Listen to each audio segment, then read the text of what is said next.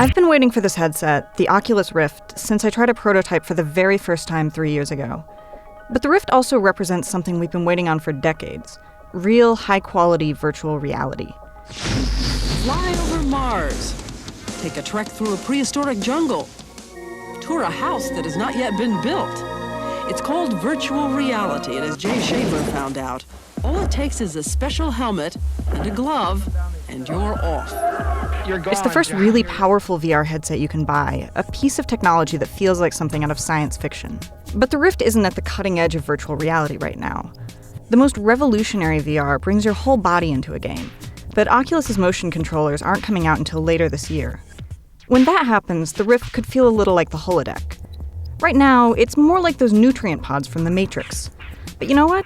Those nutrient pods are a lot of fun. Before we actually plug into virtual reality, we should talk about how the Rift looks, because Oculus has some excellent design work here. Before you even open it, all the parts come in a black carrying case with a magnetic top. I'm not sure how durable it is, but it has a great texture. And the actual hardware looks even better. The Rift doesn't look like a gaming device or an old sci-fi movie prop. It looks classy. For a big face mask, anyway. The most important part here is the headset, but there's also a tracking camera, plus an Xbox One controller that you'll use for most of the games. The last thing is a little remote that you can use for very simple games or for controlling video. Oculus has its own app with a game catalog, which you can use either inside or outside VR. The Oculus Rift is launching with 30 games, which cost anywhere from $5 to $60.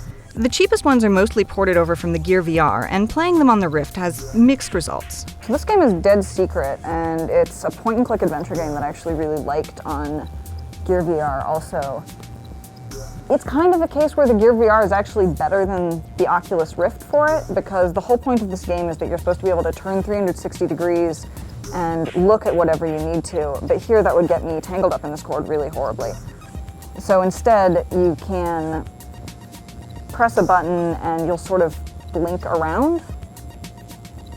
It's done, the sort of blinking motion is there to cut down on motion sickness, and it does actually work pretty well. It just doesn't feel quite as good.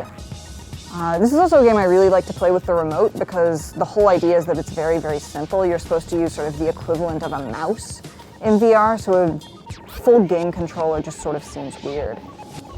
So this is exactly why they included the remote. One of the most fun, obvious things to do in the Rift is pretend your chair is some kind of cockpit, whether that's a jetpack, a spaceship, or a car on some weird 360-degree racing Mobius strip. So the really interesting thing about Radial G is that it's a 360-degree track, and you're trying to outrace everyone else while not falling off it occasionally, and trying to find the fastest path. It is a super intense game with super intense techno music, and that's what makes it fun in VR. And no matter how crazy this looks, I actually don't really get motion sickness in it, because it's kind of like driving a car. Those games are all first person, but there are actually a lot of titles that make you an invisible observer. The Rift's tracking system means you can lean around like you're looking over a tabletop model. It's a smart system, and it's probably the least likely to make you motion sick.